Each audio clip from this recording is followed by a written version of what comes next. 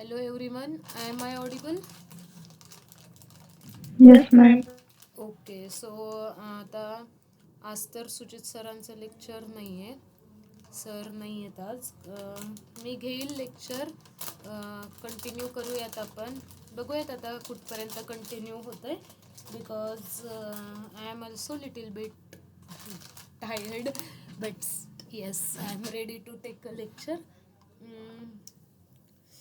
8:30पर्यंत आज आपण घेऊयात. सो कालच्या लेक्चरमध्ये आपण बघितलं होतं chemical method preparation of colloids आपण स्टार्ट केलं होतं.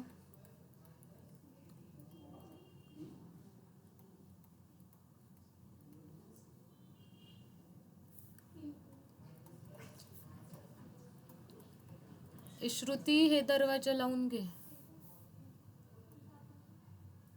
श्रुती दरवाजा लाव हा मधला.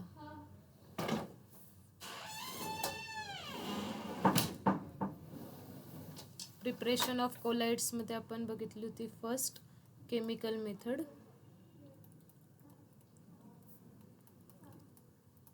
केमिकल मेथडमध्ये आपण पाहिलंय की वेगवेगळ्या रिॲक्शन्स आपण परफॉर्म करणार आहोत. कुठल्या कुठल्या रिॲक्शन्स असतात तर डबल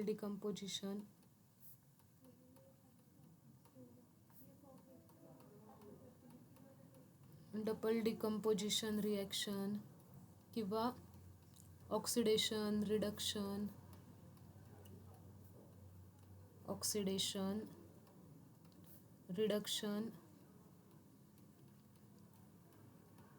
किंवा हायड्रोलिसिस. आता ह्या सगळ्या रिॲक्शन्सचे जे प्रोडक्ट्स फॉर्म होत आहे ना, तर हे प्रोडक्ट्स कसे असणार आहेत तर इनसोल्युबल इन वॉटर्स असणार आहेत. आणि त्या इनसोल्युबल वॉटर पार्टिकल्सपासून मग कोलाइड्सचं तिथं फॉर्मेशन होणार आहे. प्रोडक्ट्स आहेत इनसोल्युबल इन वॉटर. तर मग कुठले कुठले केमिकल मेथड्सचे एक्झाम्पल आहेत तर सगळ्यात पहिलं एक्झाम्पल तुम्हाला दिलं आहे की first example SO2 reacts with H2S. Sulphur form होतोय अँड वॉटर. जो वॉटर आता इथं फॉर्म होतोय त्या वॉटरमध्ये सल्फर डिझॉल्व होत नाहीये. सल्फर डिझॉल्व होत नाहीये म्हणून इथं आपण असा डाऊनवर्ड डायरेक्शनमधला ॲरो ड्रॉ केला आहे. What it means sir? It means की सल्फर जो आहे तो वॉटरमध्ये इनसोल्युबल आहे. Now see the reaction is not balance. इकडे 2 हायड्रोजन्स आहेत, इथे 2 हायड्रोजन्स आहेत, बट इथे 2 ऑक्सिजन्स आहेत. प्रोडक्ट साईडला एकच ऑक्सिजन आहे. So we will multiply here by 2. 2 into 2 4 hydrogens, so we have to multiply here by 2. Now the total number of sulfur on towards the right hand side, इकडे किती आहेत sulphur? 2 + 1 3, इथे 3. So आता reaction balance झाली आहे. मग हा जो सल्फर आहे हा सल्फर इनसोल्युबल आहे वॉटरमध्ये. ह्या रिॲक्शनला आपण म्हणतोय ऑक्सिडेशन रिॲक्शन. मग ह्याच्यामध्ये आपल्याला काय लक्षात येते की जो सल्फर प्रोड्यूस झालाय तो इनसोल्युबल इन वॉटर आहे आणि त्याच्यापासून एक कोलायडल सिस्टीम फॉर्म होतीये. नेक्स्ट एक्झाम्पल आहे AuCl3चं गोल्ड. तिथे फॉर्म होतोय रिॲक्ट होईल फॉर्मल्डिहाइड सोबत SCHO. Formaldehyde plus water. इथे फॉर्म होतोय गोल्डचे particles, 2 times of gold plus 3 times of CH double bond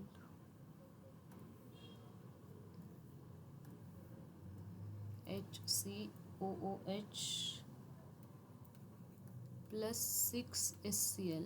ठीक आहे. रिॲक्शन बॅलन्स केल्यावर तुम्हाला हे कळून जाईल. इथे 2 आहे, इथे 3 आहे आणि इथे 3 आहेत. तर आता ह्या रिॲक्शन्समध्ये गोल्डचे इनसोल्युबल पार्टिकल्स तयार होतात आहे. So it is a colloidal preparation. And next example आहे FeCl3. रिॲक्ट होतं आहे, हायड्रोलिसिस आहे, वॉटरसोबत तयार होईल FeOH thrice, 3 times OH. So इथे सुद्धा ऑक्सिजन किती टाइम्स असला पाहिजे, 3 टाइम्स. 3 टाइम्स हायड्रोजन इथे येऊन जातोय, इकडे 6 टाइम्स ऑक्सिजन आहे, 6मधून 3 गेले उरले 3. 3 टाइम्स हायड्रोजन जे आहेत ते रिॲक्ट होतील 3 क्लोरीन सोबत, तर मग 3 मॉलिक्युल्स ऑफ HCl फॉर्म होतील. हा जो कंपाऊंड तयार झाला आहे हा सुद्धा इनसोल्युबल आहे HClच्या सॉल्व्हंटमध्ये. म्हणजे इथं सगळे आपल्याला काय लक्षात येतं ते तर इनसोल्युबल प्रोडक्ट्स फॉर्म होतात ते, जसं की सल्फर, गोल्ड, FeOH3 हे सगळे इनसोल्युबल प्रोडक्ट्स फॉर्म होतात ते.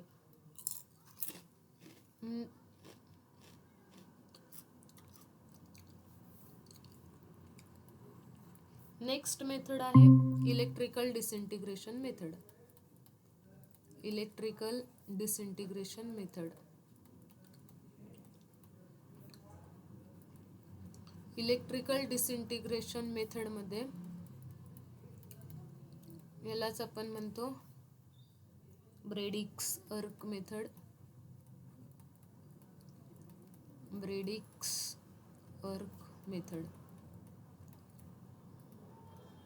बघूयात आपल्याला ह्याची इमेज मिळते का. डायग्रॅम आहे. With the help of diagram we will understand the concept.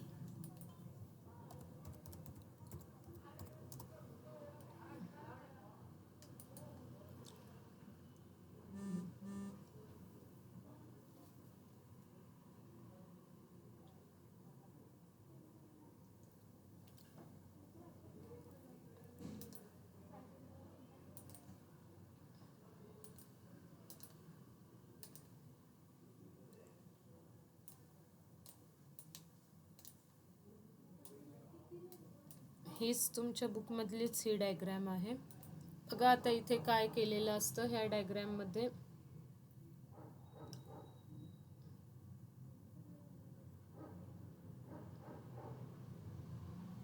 एकच मिनिट.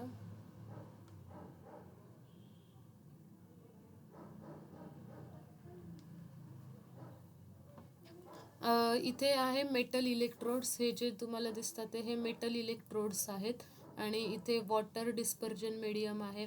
बाहेरून इथे आईस क्यूब आहे आणि हे सर्किट कंप्लीट केलं जातं. इथे हे 2 मेटल इलेक्ट्रोड्स जे आहेत ते वायर थ्रू कनेक्ट केलेले असतात. त्याला आपण असं म्हणतो बघा, इलेक्ट्रिक वायरला ज्यावेळेस आपण असं पिळा देतो त्याला आपण म्हणत असतो अर्क. तर इथं इलेक्ट्रिक अर्क त्यांनी क्रिएट केलं आहे आणि अशी इलेक्ट्रिक अर्कवाली सिस्टीम त्यांनी वॉटरमध्ये डिप केलेली आहे. आता जनरली ही मेथड कुणासाठी यूज करतात तर मेटल पार्टिकल्सचे सोल्स बनवण्यासाठी, म्हणजेच मेटल पार्टिकल्सचे कोलायडल सोल्युशन्स बनवण्यासाठी. जनरली कुठले मेटल्स पार्टिकल, प्लॅटिनम, गोल्ड किंवा सिल्वर, ह्याच्यासाठी आपण ही मेथड यूज करत असतो. मग ह्या मेथडमध्ये काय होत असतं, वेपरायझेशन आणि कंडेन्सेशन दोन्ही प्रोसेस होत असतात. Vaporisation and condensation. आता ज्यावेळेस आपण व्होल्टेज प्रोव्हाइड करतो, व्होल्टेज प्रोव्हाइड केल्यानंतर तिथे काय होणार आहे, व्होल्टेज प्रोव्हाइड केल्यावर मेटल रॉडचं ब्रेकडाऊन होणार आहे, डिसइंटिग्रेशन होईल मेटल रॉडचं, मेटल इलेक्ट्रोडचं, आणि खूप जास्त हीट प्रोड्यूस होती आहे. ठीक आहे. हीट प्रोड्यूस झाल्यामुळे ते जे मेटल्सचे पार्टिकल्स आहेत ते पार्टिकल्स मेल्ट होऊन जातात. हीट प्रोड्यूस झाल्यामुळं ते मेटल्सचे पार्टिकल मेल्ट होऊन त्यांचं व्हेपरायझेशनमध्ये कन्वर्ट होतं. म्हणजे सॉलिडचे पार्टिकल्स मेल्ट होऊन लिक्विडचे गॅसियसमध्ये जातात. आणि आता तिथे कंडेन्सेशन व्हायला सुरुवात होती. कंडेन्सेशन कशामुळे होते तर कुलिंग डाऊनमुळे. कुलिंग डाऊनसाठी आपण इथे बाहेर काय ठेवलेला आहे, हा आईस बाथ ठेवलेला आहे. मग सुरुवातीला खूप जास्त हीट प्रोड्यूस झाली. त्या हीट प्रोड्यूसमुळे काय झालं तर व्हेपरायझेशन झालं पूर्ण मेटल पार्टिकल्सचं. ते मेटल पार्टिकल्स पुन्हा काय झाले, कूलडाऊन करण्यात आले. कंडेन्सेशन तिथं झालं. कंडेन्सेशन झाल्यानंतर पुन्हा त्या मेटल पार्टिकल्सचं कन्व्हर्जन कशामध्ये झालं, सॉलिड पार्टिकल्समध्ये आणि कोलायडल पार्टिकल्समध्ये. ठीक आहे. सॉलिड पार्टिकल्स, मग कोलायडल साईडचे सॉलिड पार्टिकल्स तिथं फॉर्म झाले. ह्याला आपण म्हणत असतो integration method, disintegration method, electrical disintegration method. Clear आहे का. इलेक्ट्रिकल डिसइंटिग्रेशन मेथड एवढंच आहे. जनरली तुम्हाला इथूनच क्वेश्चन येईल की लाईक कुठल्या मेटल्ससाठी आपण ही मेथड यूज करतो आणि काय वर्क आहे इथे. तर मेटल इलेक्ट्रोड्स आहेत. मेटल इलेक्ट्रोड्स एका अर्कनी कनेक्ट केलेले आहेत आणि हे जे मेटल इलेक्ट्रोड्स आहेत एका अर्कनी कनेक्ट केलेत. बाहेरून एक आईस बाथ ठेवलेला आहे. ज्यावेळेस आपण इलेक्ट्रिक सर्किट कंप्लीट करतो, हाय व्होल्टेज इथे देतो. हाय व्होल्टेजमुळे हा जो मेटल इलेक्ट्रोड आहे हा कम्प्लिटली हीट प्रोड्यूस झाल्यामुळे मेल्ट होऊन जातो, वेपराईज होतो आणि मग आईस बाथमुळे कूलिंगची कंडिशन मिळाल्यामुळे पुन्हा तो वेपरायझेशन फॉर्ममधला मेटल काय होतो, सॉलिड पार्टिकल्समध्ये कन्वर्ट होतो. क्लिअर इथपर्यंत हे second method? Yes, ma'am. Yes, ma'am. Okay.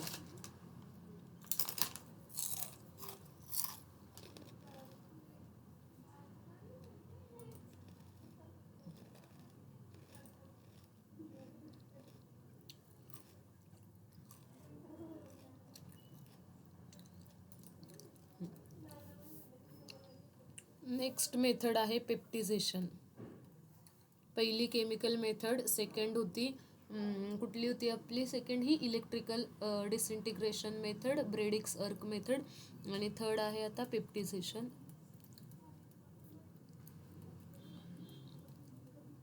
पेप्टिझेशनमध्ये काय होतं, आपल्याला कन्वर्ट करायचं असतो प्रेसिपिटेटला कन्वर्ट करतोय आपण कोलायडल सोलमध्ये.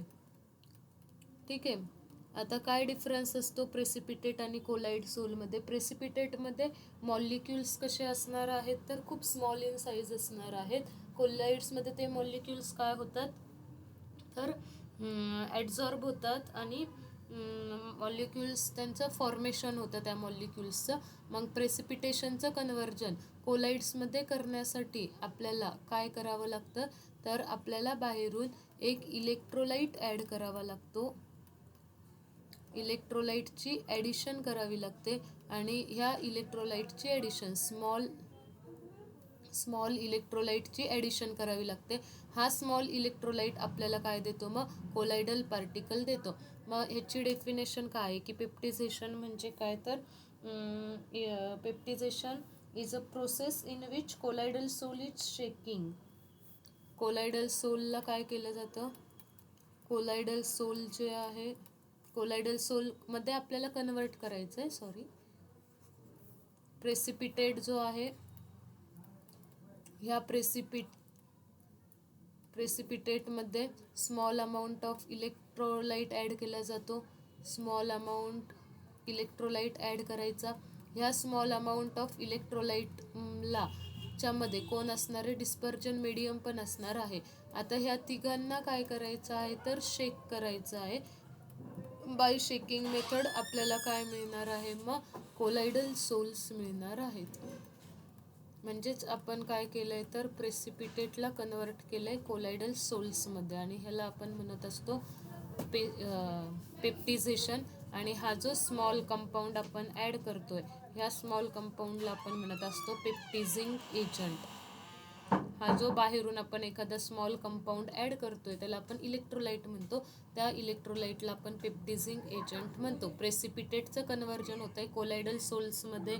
कसं कन्वर्ट होतं आहे प्रेसिपिटेट, एक small amount of electrolyte add करायचं, डिस्पर्जन मीडियम पण आहे, या सगळ्यांना शेक करायचं. शेक केल्यावर कोलायडल सोल्सचे पार्टिकल्स तयार होतात आणि ह्या प्रोसेसला आपण म्हणतो पेप्टिझेशन.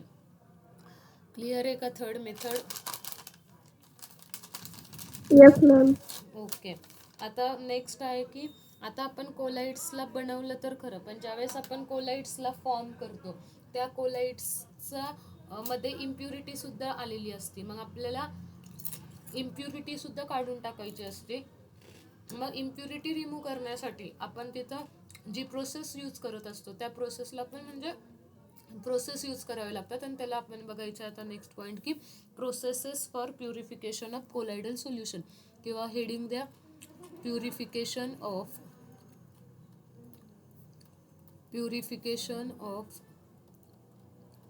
कोलायडल solution. Purification of colloidal solution. Colloidal सोल्युशनचं प्युरिफिकेशन कसं करायचं तर ह्याच्यासाठी जी प्रोसेस यूज करतो आपण the process use to remove the process used to remove or reduce the process used to reduce the amount of impurity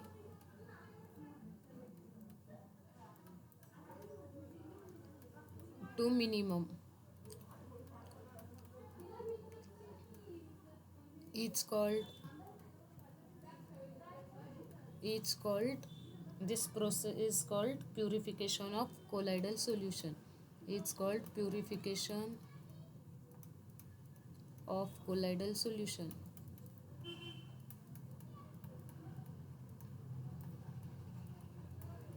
ठीक आहे. काय आहे प्युरिफिकेशन ऑफ कोलायडल सोल्युशन? तर एक अशी प्रोसेस आहे ज्या प्रोसेसमध्ये आपण काय करतोय, इम्प्युरिटीची अमाऊंट रिड्यूस करतोय. कुठपर्यंत रिड्यूस करायची? तर ती इम्प्युरिटी मिनिमम झाली पाहिजे इथपर्यंत रिड्यूस करायची आहे आणि ह्या प्रोसेसला आपण म्हणतो purification of colloidal solution.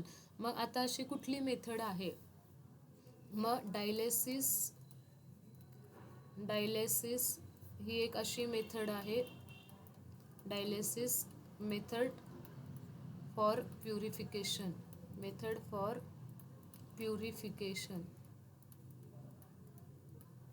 प्युरिफिकेशनची method आहे. Okay, dialysis.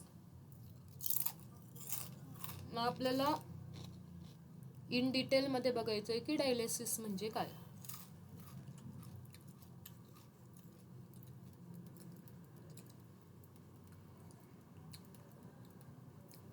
डायलेसिस म्हणजे काय? आता ही एक प्युरिफिकेशनची मेथड आहे. आता ह्याच्यामध्ये पण डायग्राम आहे.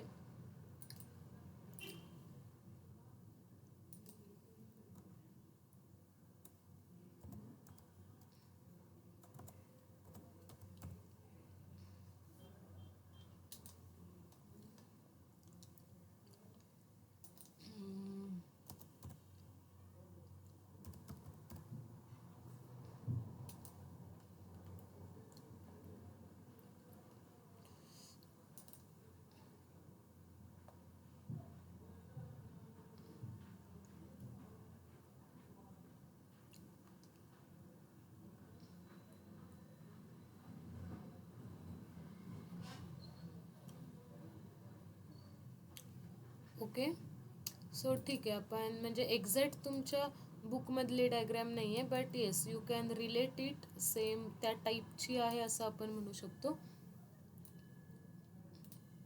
बघा, आता तुम्हाला इथे ही डायग्राम दिसत असेल. ह्या डायग्रामला म्हणतो आपण डायलेझर. डायलेझर काय आहे? तर एक ॲपरेटर्स आहे. डायलेसिससाठी आपण जे यूज करतो त्या ॲपरेटर्सला आपण डायलेझर म्हणतो. ह्याच्यामध्ये एक बॅग आहे, त्याला डायलेसिंग बॅग म्हणतो. त्या डायलेसिंग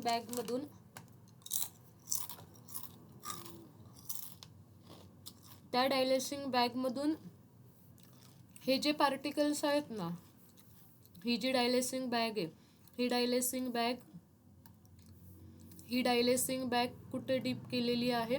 तर ह्या वॉटर कंटेनरमध्ये डिप केलेली आहे आणि ह्याच्यामध्ये वॉटर्स आहेत आणि प्लस काही काही आयन्स सुद्धा आहेत. ठीक आहे, वॉटर आयन्स आहेत.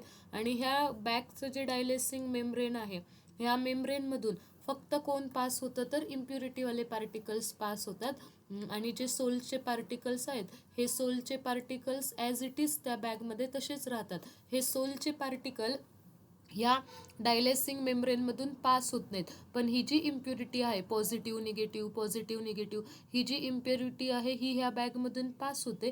का? आणि ही बॅग कशात डिप केली आहे? तर ह्या वॉटर मध्ये डिप केलेली आहे. कंटिन्युअसली इथून पाणी फ्लो होत राहतं, वॉटर फ्लो होत राहतं. आणि बॅगची जी ही मेम्ब्रेन आहे, ह्या मेम्ब्रेनचं इथं त्यांनी नाव नाही दिलं. ह्या मेम्ब्रेनला म्हणत असतो डायलेसिंग मेम्ब्रेन. आणि ह्या डायलेसिंग मेम्ब्रेनमधून फक्त कोणते पार्टिकल पास होत असतात? तर जे डिझॉल्व इम्प्युरिटीचे पार्टिकल्स आहेत ते डिफ्यूज होतात, ते मॉलिक्युल्स, आयन्स तिथून निघून जातात. आणि मग ह्या बॅगमध्ये फक्त कोण उरतं? तर सोलचे पार्टिकल्स उरतात. फक्त आपल्याला जो प्युअर कोलायडल पाहिजे त्या प्युअर कोलायडलचे पार्टिकल्स उरतात. कळालं एकंदरीत तुम्हाला मेकॅनिझम, की एक अशी बॅग आहे, त्या बॅगला डायलेसिंग बॅग म्हणतो. त्या बॅगमध्ये आपलं कोलायडल सोल्युशन आहे आणि एक असं कोलायडल सोल्युशन आहे की ज्याच्यात इम्प्युरिटी आहे. मग कोलायडल सोल्युशन आणि इम्प्युरिटी ह्यांना आपल्याला सेपरेट करायचं आहे. मग ही बॅग वॉटरमध्ये डिप केली जाते आणि ह्या ज्या इम्प्युरिटीज आहेत पॉझिटिव्ह निगेटिव्ह, ह्या इम्प्युरिटीज काय होतात तर त्या बॅगची ही जी मेम्ब्रेन आहे ह्या मेम्ब्रेनमधून पास होती ही इम्प्युरिटी, वॉटरसोबत डिझॉल्व्ह होऊन ती पुढे जाऊन निघते.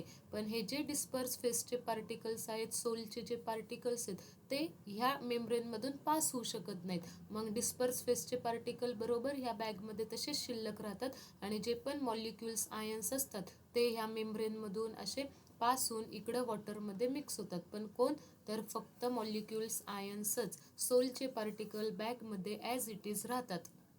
क्लिअर आहे का? कळालंय का डायलेसिंग काय आहे? डायलेसिंग बघा, it is a process of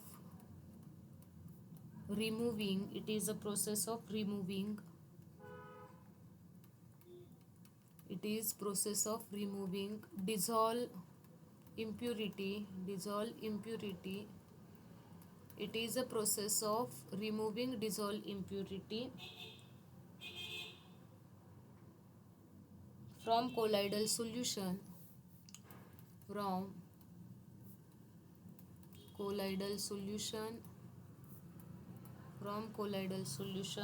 through a suitable membrane by diffusion diffuse होतात through suitable membrane, by diffusion through suitable membrane.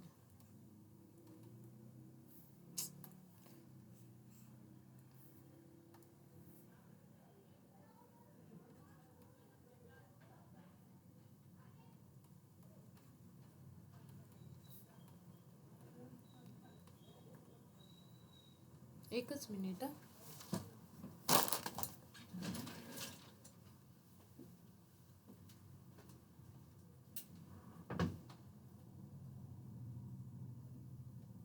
का थांबलेत ग? का थांबल्या? का बरं थांबल्या? जावा लगेच जावा पटकन.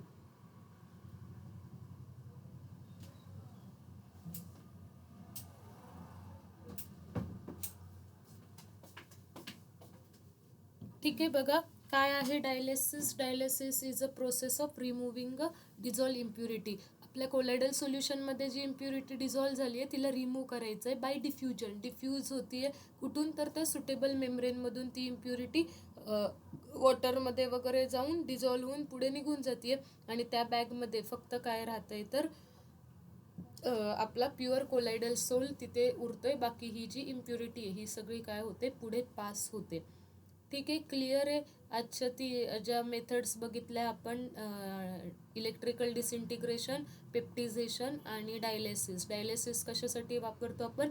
प्युरिफिकेशन ऑफ कोलायडल सोल्युशनसाठी. मग MCQला कसे क्वेश्चन्स येतील तर डेफिनेटली असं विचारलं जाऊ शकतं की जर आपल्याला प्युरिफिकेशन ऑफ कोलाइड्स करायचं असेल तर आपल्याला कुठली मेथड यूज करावी लागेल? सो तुमचा आन्सर असणार आहे प्युरिफिकेशन ऑफ कोलाइड्ससाठी आपल्याला डायलेसिस यूज करावी लागणार आहे. प्युरिफिकेशन ऑफ कोलाइड्स म्हणजे काय तर कोलाइड्समधून इम्प्युरिटी रिमूव्ह करणं, ती रिड्यूस करणं, ती मिनिमम करणं. मग डायलेसिसमध्ये काय होतं तर डायलेसिसमध्ये डायलेसिंग मेम्ब्रेन असते. त्या डायलेसिंग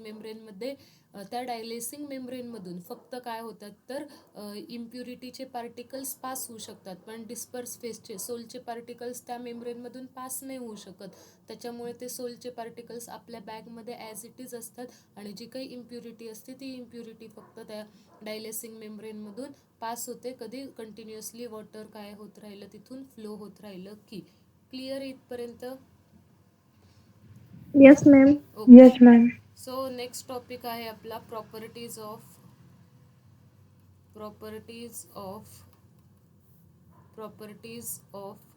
कोलाइड्स.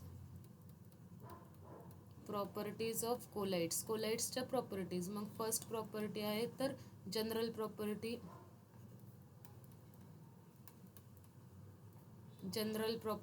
मग जनरल प्रॉपर्टीज कुठल्या की that all the things you know that. General properties तुम्हाला माहिती आहेत की कोलाइड्स काय आहेत, Colloids are heterogeneous mixture.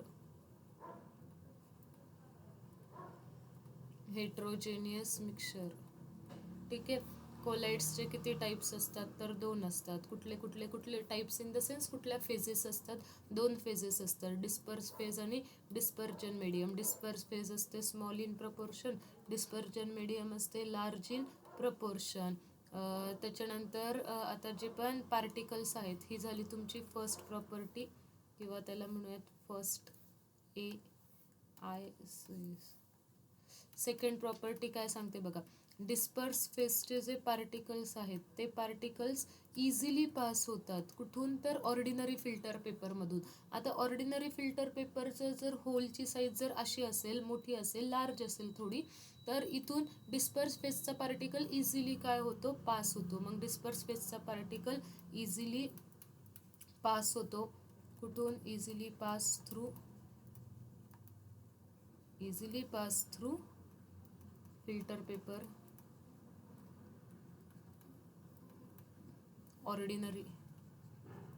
Ordinary filter paper. पण डिस्पर्स फेजचे जे पार्टिकल्स असतात ते स्लोली पास होतात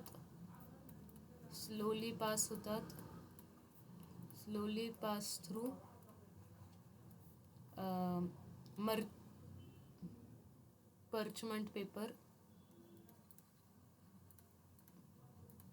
parchment paper and animal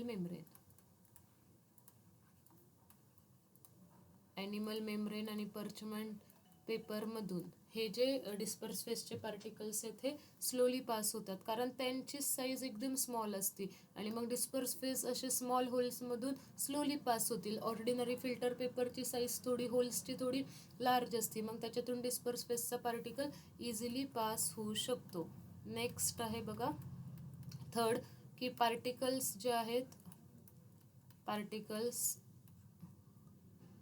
R not detectable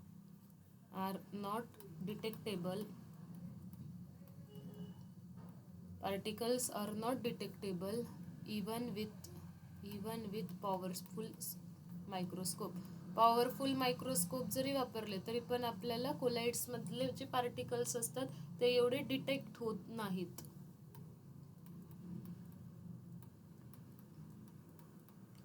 ठीक आहे. Particles are not detectable even with powerful microscope. तर ह्या झाल्या जनरल प्रॉपर्टीज. जनरल प्रॉपर्टीजमध्ये कुणाला काही डाऊट्स आहेत का? काय बघितलं आपण? व्हेरी बेसिक, की कोलाइड्स हेट्रोजेनियस सिस्टीम आहे, 2 फेजेस असतात, disperse phase, dispersion medium. Disperse phase small in proportion, dispersion medium is large in proportional. मग डिस्पर्स फेजचे पार्टिकल्स ऑर्डिनरी फिल्टर पेपर असेल तर खूप फास्टली इझिली तिथून पास होतो. पण पर्चमेंट पेपर, ॲनिमल मेम्ब्रेन, म्हणजे हे काय आहेत तर पर्चमेंट पेपर किंवा ॲनिमल मेम्ब्रेन ह्यांचं एक असं जे स्ट्रक्चर असतं हे असं एक जाळीदार स्ट्रक्चर असतं, जाळी टाईप असते ती. आणि त्यांचे जे स्मॉल होल्स असतात त्या स्मॉल होल्समधून डिस्पर्स फेजचा पार्टिकल असा स्लोली पास होऊ शकतो. जस्ट लाईक आपल्याला घरी बघा चाळणी असते किंवा गाळतो आपण, चहा वगैरे गाळतोच, म्हणजे त्याला आपण काय म्हणतो की एक ते मेम्ब्रेन आहे आणि त्या मेम्ब्रेनच्या साईज कमी जास्त होत राहते, होल्सची साईज कमी जास्त होते. जर ते मेम्ब्रेनचे होल्स जास्त असतील तर डिस्पर्स फेजचे पार्टिकल इझिली पास होतात. पर्चमेंट पेपर आणि ॲनिमल मेम्ब्रेन मधून डिस्पर्स फेजचे पार्टिकल स्लोली पास होतात आणि particles are not detectable even under a microscope, powerful microscope. इथपर्यंत क्लिअर आहे का?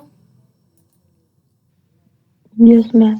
ओके. सो ठीक आहे, today we will stop here because all of you already know that की सर नव्हते, त्याच्यामुळे लेक्चर्स वगैरे पण घेतलेले आहेत. आणि ठीक आहे, आपण उद्या ऑप्टिकल प्रॉपर्टीज स्टार्ट करूयात. आणि छान आहे ऑप्टिकल प्रॉपर्टी, टंडल इफेक्ट वगैरे उद्याच्या लेक्चरला आपण बघूयात. Okay, so we will stop here.